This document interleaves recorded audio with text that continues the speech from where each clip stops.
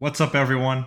I'm PG, I'm chillin', and today I'm reviewing the new Travis Scott album, Utopia. It's been 5 long years since Travis dropped his last album, and in that time span, there's been a lot of unreleased, leaked tracks, snippets, a lot of hype, as well as a terrible incident that happened at the Astroworld Festival a couple years ago, and the backlash that came along with that. So, needless to say, this album has a lot of pressure on it. Similar to Astroworld, Travis Scott tries to reinvent his sound and the soundscape across the whole album. The production on here has mostly this dark and eerie aesthetic to it, similar to his mixtape days with Owl Pharaoh and Days Before Rodeo, as well as the psychedelic trap music that we're used to hearing from him. There's also tracks on here with this industrial flavor to them, like on Hyena, Modern Jam, and Love, as well as the song Circus Maximus, which clearly has influence from Yeezus. In fact, it resembles Black Skinhead a lot, whether it's the drums or the way he uses his voice when he comes in. There's been a lot of discussion comparing this album to Yeezus, claiming that he's kind of copying that style,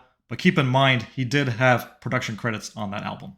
And we also hear Travis Scott rapping his ass off like I've never heard him rap before. There's even moments on the tracklist, particularly in the beginning, where it sounds like he's rapping without autotune. Is he really spitting bars about something substantial? Not really, but he is performing very well and gliding and flowing all over these tracks. There is quite a feature list on this thing, and for the most part, they at least do their job. There's some quality features from Beyonce, The Weeknd, Drake, Young Thug, and SZA.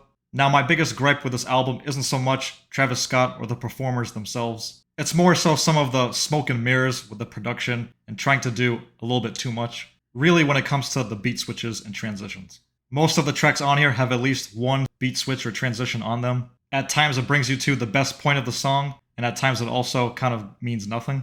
Like on Lost Forever, which is already a 2.5 minute song, you cut to another beat when Westside Gunn starts rapping. Not to disrespect The Alchemist or anything, but I don't feel like a song like that really needed a beat switch. Or on the song Schizo, which had like 3 or 4 transitions, and each one was getting, hype, getting more hype, and then on the last one just kind of brings it all down. And Travis gets all mellow all of a sudden.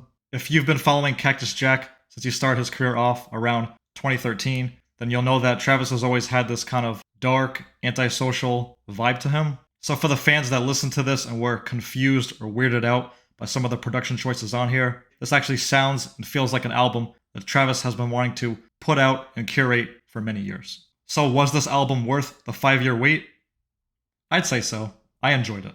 My favorite songs are Thank God, Sirens, Meltdown, I Know, Schizo, and Telekinesis. These are my thoughts. Stay blessed.